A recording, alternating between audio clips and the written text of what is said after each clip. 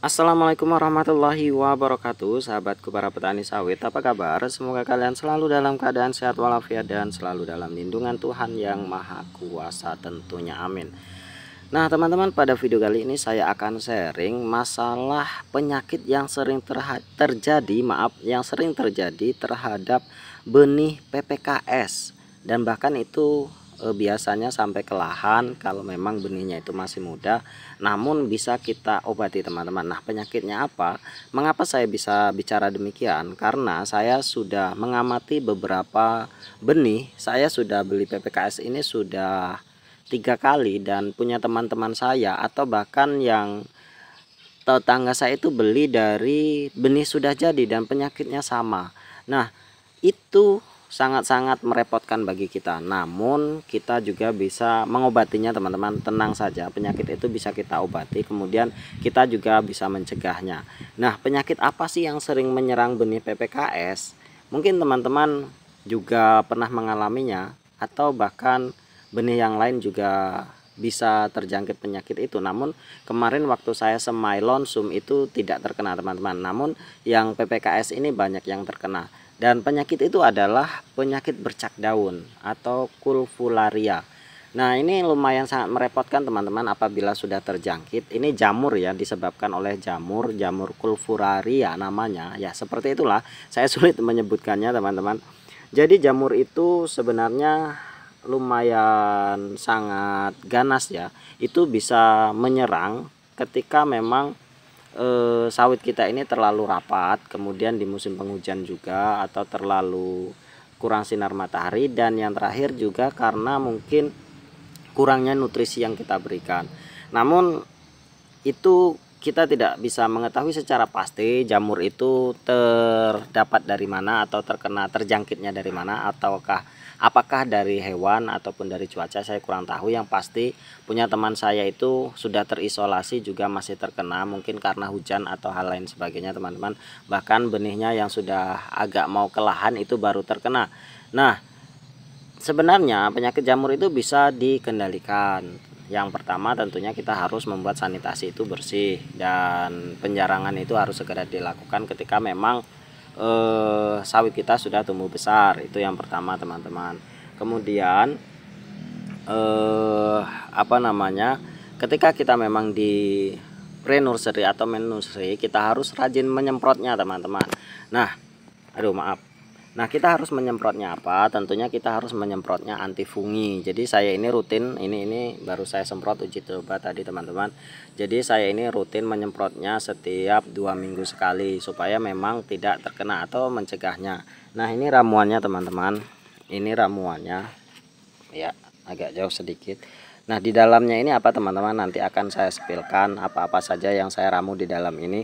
Karena seperti ini teman-teman, ketika kita sudah semai, sudah tanam, kita harus memang benar-benar merawatnya sepenuh hati. Jangan sampai benih yang sudah kita tanam, sudah kita rawat baik-baik seperti ini, nanti akhirnya hilang atau rusak akibat penyakit-penyakit yang sebenarnya bisa kita kendalikan. Jadi ya saran saya, kita coba yang terbaik, kita lakukan yang terbaik untuk benih sawit kita, supaya memang nanti ketika memang sudah di lahan itu, benih yang kita tanam itu benar-benar benih sehat, bukan benih yang berpenyakitan. Karena apa? Ketika sawit kita sudah terkena penyakit di nursery seperti ini, nanti di lahannya itu akan lumayan cukup lama perkembangannya teman-teman. Jadi jangan sampai hal itu terjadi kepada kita, supaya memang pertumbuhan sawit itu memang benar-benar cepat, dan target kita bisa segera panen itu segera terwujud. Kalau terkendala dengan penyakit-penyakit yang banyak, tentunya ya kita akan kehilangan momentum atau kehilangan waktu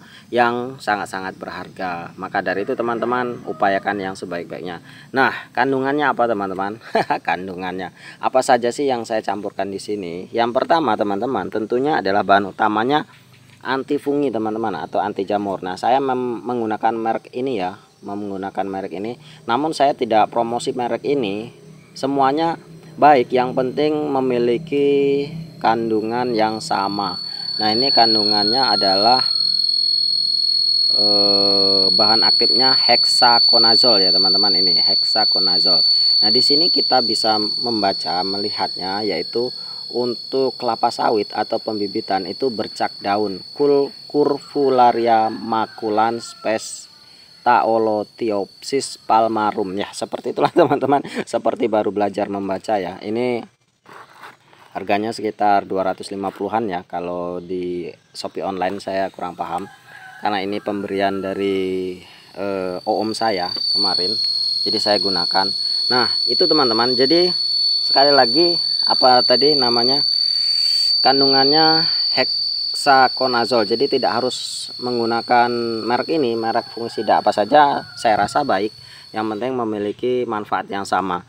Kemudian saya campurkan juga di dalamnya teman-teman, ini adalah insektisida, saya menggunakan Decis ya, ini Decis, merek Decis ini. Jadi bahan aktifnya apa ya teman-teman, di sini bisa ya, pokoknya ini teman-teman, kalian pasti tahu ini Decis kalau kita mau nyari udang dulu ya, dulu kalau saya cari udang pakai ini dulu, tapi teman-teman sekarang tidak. Kemudian saya campurkan juga regen. Nah ini regen, kandungannya pokoknya regen lah, saya tidak tahu, ini merek terkenal ya teman-teman, kalian bisa ambil atau beli di warung-warung terdekat, warung sembako ya di sana.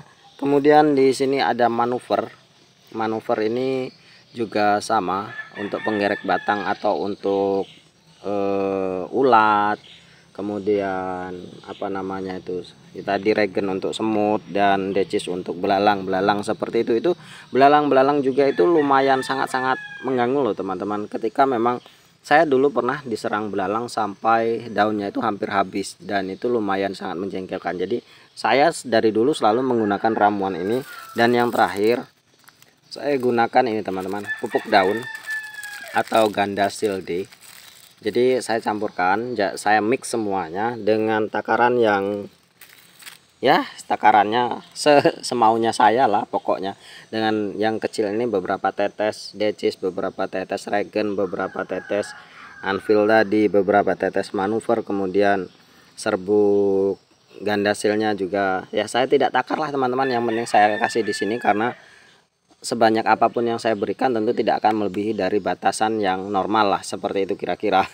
Dan saya semprotkan di ini juga tidak akan mengganggu pertumbuhan dari tanaman, karena itu tidak berbahaya untuk tanaman. Jadi ya dikira-kira teman-teman, tidak mungkin satu botol ini mau dimasukkan ke sini semua kan, pasti hanya seberapa tetes saja. Kemudian Decis, regen itu juga seberapa tetes saja. Nah benang merah yang ini saya sampaikan teman-teman, substansinya apa ya, kita harus merawat sawit kita ini dengan cara yang benar, dengan kasih sayang penuh, dengan tekad batu semangat api yang sering saya sampaikan, supaya memang tanaman yang kita pelihara ini memang dapat tumbuh subur dan segera mengabdi kepada kita. Kalau mereka ini sudah mengabdi, tentunya hidup kita akan lebih sejahtera. Itu saja intinya teman-teman. Mungkin hanya ini, semoga bermanfaat. Terima kasih atas perhatiannya. Wassalamualaikum warahmatullahi wabarakatuh.